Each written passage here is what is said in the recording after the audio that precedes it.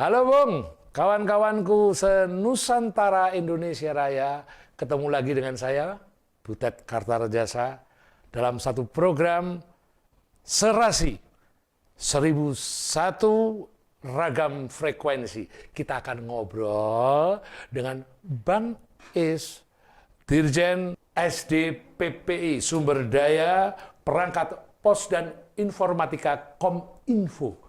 Kita akan bicara banyak soal udara di Indonesia, bagaimana frekuensi di udara kita ini diatur, dijaga, dan kita mencoba membaca peluang-peluang masa depan dalam budaya digital yang baru. Kita terlalu awam untuk soal itu. Kita mesti mengerti tantangan-tantangan apa yang kita hadapi dan bagaimana kita harus memenangkan pertarungan di jagat digital yang baru ini. Oke, Bang Is, ketemu lagi. Ketemu lagi, terima kasih. Apa kabar? Mari Mas kita Butet? cerahkan masyarakat kita. Insya Allah, insya Allah. Kita semua tahu, Bang, bahwa dunia digital ini itu ibaratnya medan pertarungan yang baru. Bagaimana sih masyarakat ini supaya bisa memenangkan dalam pertarungan? Bagaimana harus beradaptasi dengan kultur yang baru ini? Iya. Iya, betul sekali, Mas Butet ya. Jadi dunia digital ini memang sebuah lifestyle. Jadi perubahan terjadi karena didorong oleh perkembangan teknologi digital, mendorong perubahan lifestyle masyarakat. Ya. Nah, perubahan lifestyle ini untuk semua sektor kehidupan ya, termasuk ekonomi. Jadi tantangan terbesar kita ini sekarang ekonomi dunia sedang mengalami perlambatan secara global. Dan kita sebagai bangsa tentu tidak ingin terjebak dalam kondisi yang terjadinya perlambatan itu. Pertanyaan yang Mas Butet sampaikan ke saya itu sangat penting. Apakah teknologi digital ini bisa menjadi solusi untuk menghadapi tantangan perlambatan ekonomi global itu? Jadi begini Mas Butet, karena apa? Karena teknologi digital ini membantu masyarakat untuk melakukan survive dalam kehidupan. Mungkin Mas Butet masih ingat lah beberapa tahun atau beberapa saat yang lalu ketika kita mengalami pandemi COVID-19. Ya. Pada saat itu kita memang harus dan dipaksa untuk tidak berperilaku normal. Ya, Tidak bisa melakukan kegiatan-kegiatan secara fisik dan bertemu secara konvensional. Nah, di saat itu teknologi digital membuktikan relevansi dan kemampuannya untuk memberikan solusi. Anak-anak kita, adik-adik kita tetap bisa bersekolah dari jarak jauh. Ya. Itu salah satu contohnya. Di dunia pendidikan, teknologi digital memberikan kontribusi yang luar biasa. Selama 2 tahun kita survive menghadapi kondisi pandemik dan tetap bisa melakukan proses belajar mengajar menggunakan teknologi digital. Di dunia kesehatan juga demikian. Kita mengalami kondisi tidak berani datang ke rumah sakit. Rumah sakit adalah momok pada saat pandemi COVID-19 itu. Terjadilah terobosan di dunia digital, berkonsultasi dengan dokter, bahkan dikirim obat dan sebagainya, cukup dengan memanfaatkan teknologi digital. Ya. Ekonomi, nah, ini ekonomi yang sangat penting. Lebih dari 90% perekonomian Indonesia ini sekarang ditopang oleh UMKM. Usaha mikro, kecil, dan menengah. 90% lebih perekonomian Indonesia ini ditopang oleh UMKM. Bagaimana UMKM kita bisa survive di tengah kondisi perlambatan global? Ini satu isu yang sangat penting. Dan saya rasa teknologi digital adalah, ya ini jawabannya, salah satu solusinya. Ketika masyarakat-masyarakat kita atau pengusaha-pengusaha kecil kita yang bisa survive untuk memasarkan produknya, berjualan, tetap melakukan aktivitas ekonomi, memperbaiki efisiensi produksi dan sebagainya dengan memanfaatkan teknologi digital. Hadirnya marketplace secara online ini membuka ruang kepada saudara-saudara kita yang di UMKM ini untuk bisa melakukan percepatan, survive menghadapi kondisi tersebut dengan memanfaatkan teknologi digital. Jadi isu UMKM on board digital itu menjadi isu yang sangat penting dan relevan untuk kita jawab sekarang. Iya, dan hari ini kita Iya. seperti sudah sangat terbiasa Iya. kan transaksi online. Betul. Itu kawan-kawan yang GoFood Betul. segala macam. Iya. Itu kan menjadi satu kebudayaan baru. Iya, kebudayaan baru, cara hidup baru. hidup Maka baru. itu saya sebut lifestyle tadi. Cuman kan mungkin pertanyaan berikutnya Mas Butet, terus bagaimana? Bagaimana caranya UMKM kita itu bisa dengan mudah memanfaatkan teknologi digital ini? Apa yang harus dipersiapkan oleh teman-teman kita di industri UMKM ini untuk bisa on board digital itu? Ya. Dan yang pertama menurut saya adalah bagaimana kita memperkenalkan ke UMKM itu dengan cara yang sederhana dan mudah untuk bisa mereka on board digital. Ini kita bukan bicara pengusaha yang punya toko besar. Ini kita bicara level rakyat kecil. gorengan, Iya, penjual iya. gorengan, penjual sate, penjual soto dan sebagainya. Ya, dengan hadirnya marketplace seperti Gojek, Grab dan sebagainya, mereka bisa survive karena membuka pasar yang sebelumnya tidak terbayangkan Iya. oleh saudara-saudara, teman-teman kita, sahabat-sahabat kita ini gitu. Mereka bisa meningkatkan revenue-nya, pendapatannya dengan cara ikut on board digital itu. Dan nyatanya mampu, tidak terlalu sulit masyarakat kita sebenarnya beradaptasi di dalam hal itu. Tapi yang pertama memang harus disolusikan, memang harus tersedia perangkatnya. Ya. Connectivity-nya, menggunakannya, handphone-nya dan sebagainya itu memang harus menjadi prasyarat Ya. untuk bisa on board digital itu. Tapi tambahan berikutnya bagaimana mereka juga bisa naik kelas. Nah, ini tantangan berikutnya ketika dengan memanfaatkan digital ini. Nah, digital inklusif ini memang menjadi satu fenomena global yang terjadi di seluruh dunia, tidak hanya di Indonesia. Ya. Dan Indonesia tentu harus segera melakukan adaptasi dan perubahan dalam cara kita berperilaku kehidupan sehari-hari, termasuk UMKM tadi untuk bidang ekonomi, pendidikan, kesehatan, ekonomi, bahkan sampai sektor-sektor yang tidak terbayangkan selama ini di dunia industri seniman juga. Mas Butet, saya rasa teman-teman di seniman juga pasti survive-nya sekarang memanfaatkan teknologi digital. Dan berapa TV yang sekarang tumbuh tidak perlu punya pemancar TV sendiri. Karena mereka bisa membuka TV-nya, memproduksi berita siaran sendiri dengan menggunakan teknologi digital dan internet. Jadi ini adalah ruang baru yang rasanya tidak kita harus berlari cepat mengambil peluang itu, memanfaatkannya dan mengambil peluangnya gitu untuk mengambil nilai manfaat dari teknologi digital itu. Dan itu pasti juga pada aspek produksi ya, itu pasti sangat efisien kan Pak? Jauh lebih murah daripada era lalu dengan teknologi analog itu ya. Iya, betul. Karena contoh untuk mendorong efisiensi itu adalah micropayment ya. Jadi ini survei Mas Butet, saya cerita ya. Yang namanya kredit macet di perbankan itu kalau kita bilang prosentasenya itu jauh lebih besar peluangnya terjadi di pengusaha-pengusaha yang besar.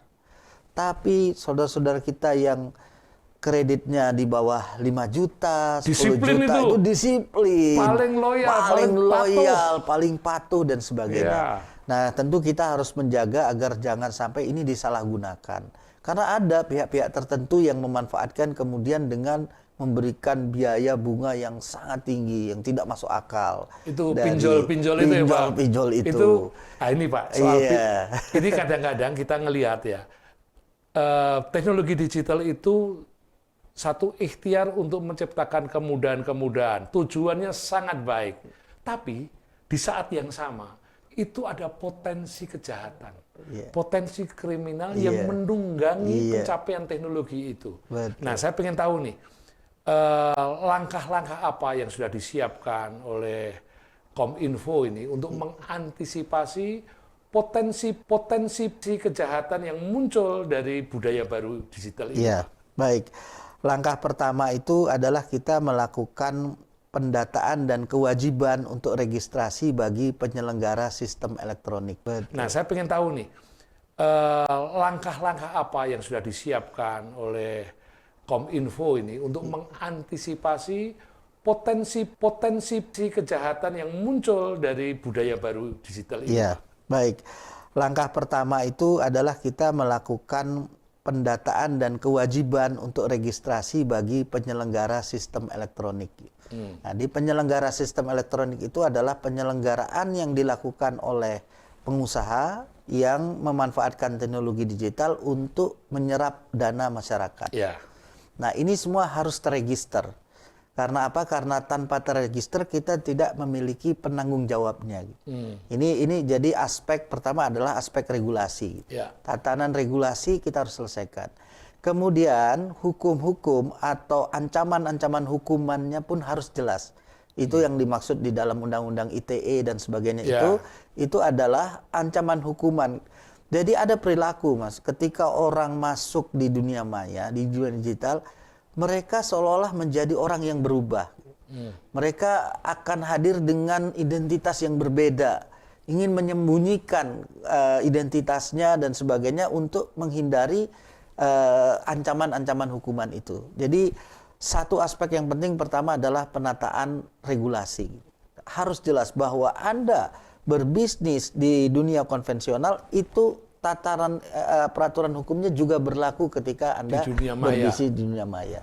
Nah, yang kedua adalah sistem dan teknologi. Karena bagaimanapun ancaman terhadap gangguan sistem ini sangat dimungkinkan. Ketika kita melepaskan atau memindahkan infrastruktur strategis bangsa ini ke dunia digital, maka secara bersamaan kita harus mempersiapkan sistem dan teknologi yang mampu untuk mengantisipasi terjadinya tindak pidana atau kejahatan yang berbasis sistem dan teknologi ini. Artinya di sana harus didukung dengan sistem dan teknologi serta bisnis proses yang dipersiapkan oleh penyelenggara sistem elektronik tersebut. Nah, yang ketiga yang tidak kalah pentingnya dan ini yang sangat menjadi concern adalah kultur. Membangun kultur digital terhadap masyarakat. Karena sistem teknologi dan aturan tadi tidak bakal bisa terimplementasi dengan baik ketika kultur digital ini belum dipersiapkan. Nah, apa yang kita maksud kultur digital itu adalah ketika masyarakat memahami resiko-resiko di belakang ketika memanfaatkan dunia digital dalam aktivitas kehidupannya, termasuk aktivitas keuangan dan sebagainya. Kultur misalnya yang simpel saja, urusan password. Bagaimana masyarakat tuh tahu ketika yang namanya password itu adalah kode rahasia PIN yang hanya boleh diketahui diri sendiri. Tidak mudah diberikan orang lain. Perlu diganti secara periodik berkala. Perlu dilakukan perkuatan passwordnya. Jangan ya cuma tanggal lahir, nama istri, gampang sekali terbaca gitu. Password-password yang itu kekuatannya sangat lemah. Jadi ada leveling password itu. Nah, ini adalah urusan kultur.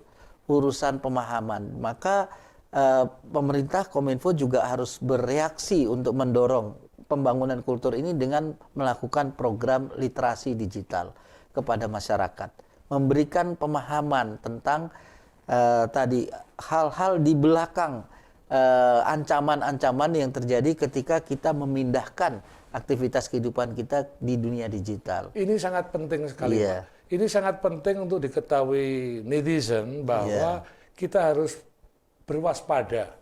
Berwaspada memasuki dunia baru, kultur baru yang dunia digital ini. Terutama warning ya, soal password itu harus hati-hati. Jangan sampai terjebak nanti ada SMS atau WA masuk nanyain soal password lalu Anda dengan mudah memberikan. Itu berarti Anda bunuh diri pelan-pelan. Waspada ya.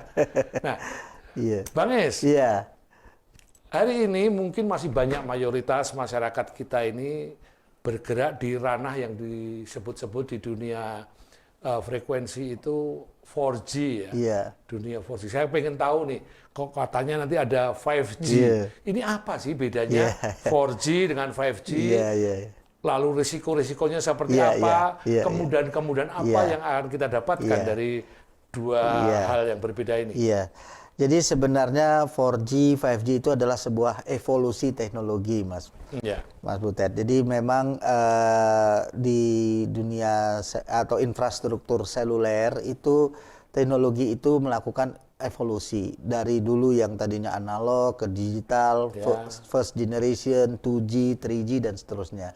Nah, sekarang kita ada era dari 4G menuju 5G. Apa bedanya evolusi teknologi dari 4G ke 5G ini? Yang pertama adalah dari unsur kecepatan transformasi informasi. Nah, ketika kita menggunakan 4G, itu ada kenaikan 10 bahkan sampai 20 kali lipat kecepatan kita mengirim informasi. 20 kali lebih lipat. cepat. Lebih cepat Misalnya, dibanding. contohnya Mas. Contohnya kita ketika mendownload film lah, yang mungkin sering dilakukan oleh para netizen itu. Ketika kita mendownload film dengan 4G itu kita membutuhkan waktu, let's say sekitar 1 menit gitu untuk satu film gitu. Ya. Nah, sekarang dengan menggunakan 5G kita bisa hanya 2-3 detik saja. Ya, untuk mendownload satu film gitu. 2 detik? Iya, kita langsung selesai, terunduh gitu. Karena kecepatannya yang 20 kali lipat lebih cepat itu. Gitu. Sekarang kita sudah memasuki 5G, Pak. Sudah, 5G ini sudah terbangun di 8 kota besar Indonesia dan memang belum merata ke seluruh tanah air. Tapi secara perlahan para telco operator kita, Telkomsel, Indosat, XL dan sebagainya sudah sedang melakukan proses migrasi, mengupgrade kemampuan teknologinya atau infrastrukturnya berubah dari 4G ke 5G. Selain kecepatan, Mas Butet, 5G ini juga membantu untuk mengubah delay time. Jadi begini, respon ya. Jadi ketika kita berinteraksi menggunakan 4G, itu ordernya itu ada di order detik. Tapi kalau kita sudah pindah ke 5G itu 0,2 sekian milidetik. Delay time-nya. Nah, apa yang terjadi dengan kemampuan latensi atau memperkecil delay ini? 5G nanti mampu menghadirkan aplikasi yang tidak terbayangkan oleh kita sebelumnya. Misalnya adalah mobil tanpa supir. Nah, dengan 5G ini sekarang dimungkinkan. Mobil bisa lalu lalang di lalu lintas kita di tengah kemacetan lalu lintas tapi tanpa menggunakan supir. Waduh, berarti akan banyak pengangguran ini. Kawan-kawanku yang profesinya driver siap menganggur. Ya itu contoh ya. Atau misalnya di dunia pertambangan. Ketika kita mengoperasikan alat berat dan ini bisa membahayakan supirnya, nah itu dengan menggunakan teknologi 5G pertambangan yang membahayakan itu bisa dikontrol secara jarak jauh. Jadi alat-alat berat dan sebagainya melakukan penggalian dan sebagainya itu bisa dikontrol jarak jauh dengan menggunakan 5G. Jadi itu contoh. Atau misalnya di industri manufaktur itu kecepatan robotik yang untuk melakukan pekerjaan tangan manusia yang biasa dilakukan secara manual itu bisa tergantikan. Banyak sekali dan termasuk ini lebih penting lagi di dunia pendidikan. Dengan 5G itu kita bisa menghadirkan hologram kita, Mas. Jadi seolah kita real life dosen di depan kelas. Padahal hologram. Padahal hologramnya, iya, mewakili, menghadirkan ini dan interaksi yang secara sangat real dirasakan. Apalagi nanti masuk ke teknologi metaverse yang merupakan evolusi lanjutan itu ditopang oleh infrastruktur 5G. Sehingga kita bisa memberi peluang untuk menghadirkan dosen-dosen terbaik nasional bisa mengajar ke seluruh pelosok tanah air tanpa harus hadir secara fisik. Ini terobosan-terobosan. Juga di dunia pariwisata. Wah, kalau kita sudah memanfaatkan teknologi metaverse untuk menghadirkan wisata kita bisa hadir di tengah situasi Raja Empat tanpa ada hadir di sana. Gitu. Bisa kita langsung secara merasakan suasana di Raja Empat itu tanpa harus hadir karena menggunakan teknologi 5G. Itu sebuah revolusi itu, Pak. Iya. Revolusi. Bahkan ini nanti kawan-kawan kameramen ini bisa nganggur nih.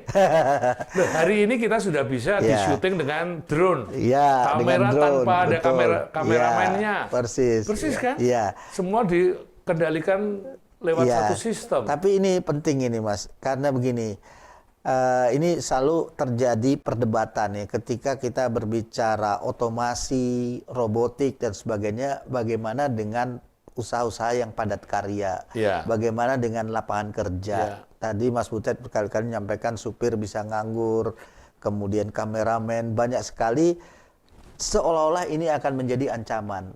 Kemana nanti kemudian angkatan kerja ini akan disalurkan ketika banyak hal Iya. yang sekarang dilakukan oleh manusia menggunakan tangan dan sebagainya nanti tergantikan oleh robotik atau menggunakan teknologi.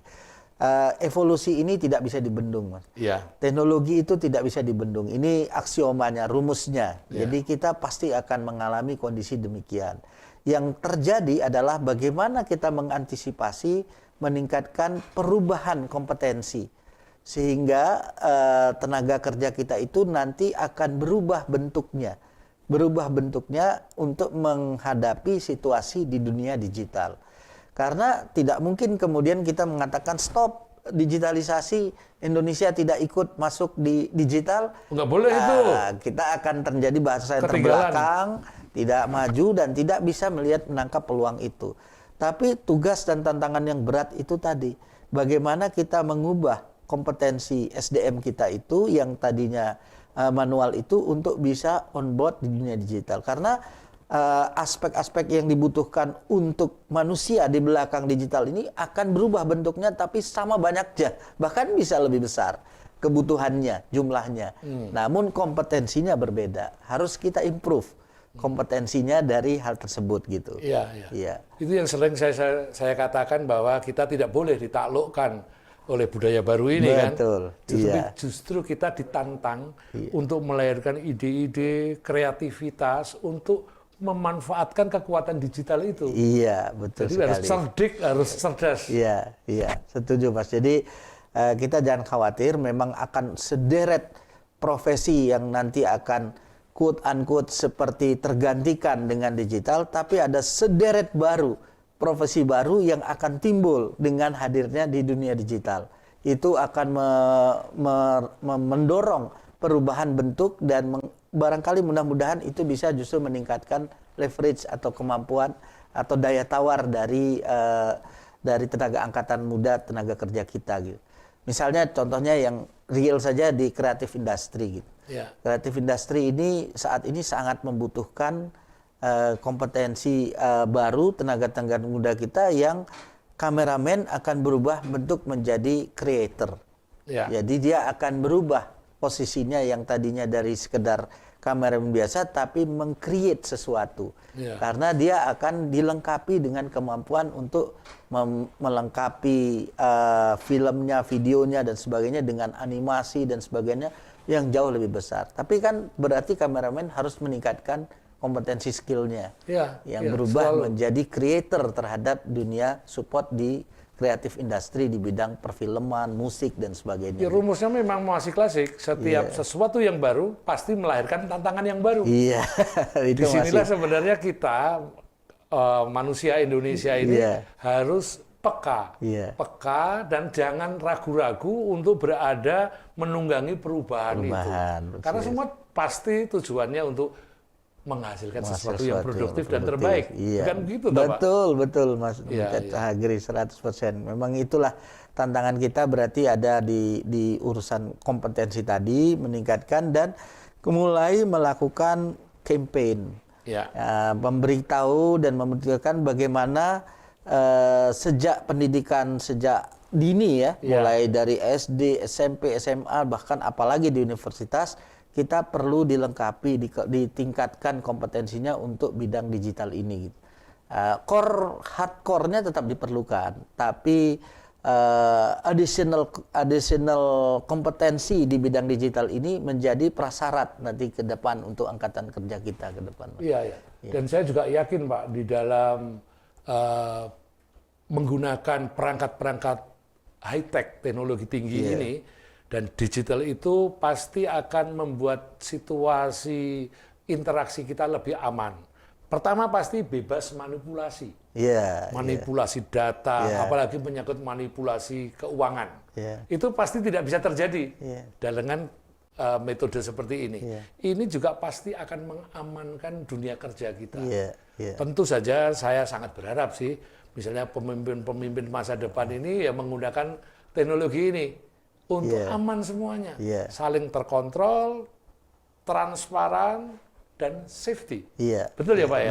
Betul Mas ya. Jadi betul sekali untuk misalnya untuk pelayanan publik lah ya, yang biasa dilakukan oleh pemerintah, baik pemerintah pusat maupun pemerintah daerah, bagaimana terobosan-terobosan pelayanan publik yang memudahkan masyarakat ini memanfaatkan dunia digital atau infrastruktur digital ini benar-benar bisa diaplikasikan dengan baik. Jadi kita perlu bersama-sama ya untuk menyiapkan infrastruktur, tapi yang tidak kalah pentingnya adalah melakukan kulturalisasi terhadap pembudayaan dari pemanfaatan teknologi digital itu. Ya kita tidak bisa against karena ya gelombang perubahan digital ini memang melanda seluruh dunia termasuk Indonesia. Yang bisa kita lakukan adalah kita tadi istilah Mas Butet itu menunggangi teknologi digital ini untuk memanfaatkannya ke unsur-unsur produktif. Walaupun kita tahu challenge-nya, tantangannya, bahayanya dan sebagainya dari pemanfaatan teknologi digital juga banyak. Jadi itu harus kita jawab dengan 3 hal yang saya sampaikan tadi. Unsur regulasi, policy, kebijakan dan regulasi. Yang kedua adalah sistem dan teknologi. Dan yang ketiga adalah pembudayaan masyarakat. Hari ini kan kita sudah cukup terlatih, diajari oleh satu aplikasi yang sangat terintegratif ya, misalnya aplikasi Peduli Lindungi ya. Sekarang kita begitu dimudahkan, dari musibah menjadi berkah. Kita dapat musibah COVID, tapi lahir satu aplikasi Peduli Lindungi. Hari ini kita datang ke ruang terbuka, ke mall, tinggal klik, ada aplikasi yang sudah menerangkan kita sudah tervaksin dengan lengkap. Kalau saja nanti Pak, dalam sektor-sektor kehidupan yang lain semua bermainnya dengan sistem yang aplikasi itu kan berarti akan memudahkan semuanya, Pak. Betul sekali ya. Ketika kita transport misalnya, seluruh tiket terintegrasi, kita menggunakan moda transport, pindah dari train menuju ke bus, menuju ke bahkan mungkin pesawat dan sebagainya, itu bisa terintegrasi, memudahkan masyarakat dengan cukup satu tiket terusan gitu. Ya ini sudah terjadi di luar negeri, di negara-negara maju. Pemanfaatan teknologi digital ini sudah dimanfaatkan oleh banyak sekali sektor-sektor kehidupan. Bahkan ya sampai di level yang sangat rendah, pasar-pasar tradisional kita ke Cina sudah kita tidak menggunakan uang tunai lagi. Saya udah baca lihat di YouTube itu di Cina uang kertas sudah nggak ada lagi. Berarti suatu hari Indonesia bisa seperti itu ya Pak? Memang kadang-kadang kalau kita lihat meme itu ya di WA Group sering juga beredar, memang lucu ya, ironis, tapi kenyataan ya ada seorang pengemis yang cukup memberikan QR code-nya saja gitu. Silakan kalau mau memberikan sumbangan sedekah pakai QR code gitu. Gila itu ironi ya, cuma mungkin joke gitu, tapi itu nyata itu Pak. Iya, karena Indonesia yang akan datang, mungkin kawan-kawan kita, saudara-saudara kita yang hidupnya menanti sedekah di Monas, suatu hari cuma bawa barcode gitu ya, itu dapat income. Waduh, terima kasih sekali Bang Is, ini satu informasi yang menarik. Tuh, kawan-kawan netizen ya, sudah diingatkan oleh Bang Is nih, kita memasuki dunia baru. Bahkan kere-kere, pengemis, nanti modelnya bukan begini, tapi begini. Barcode nih, set, transfer masuk, asem. Gila. Terima kasih penjelasannya Bang Es. Mas Butet. Ini inspirasi untuk kawan-kawan kita netizen se-Nusantara Indonesia Raya melalui program Serasi 1001 Ragam Frekuensi. Kita ketemu di episode selanjutnya bersama Bang Es. Oke. Terima kasih.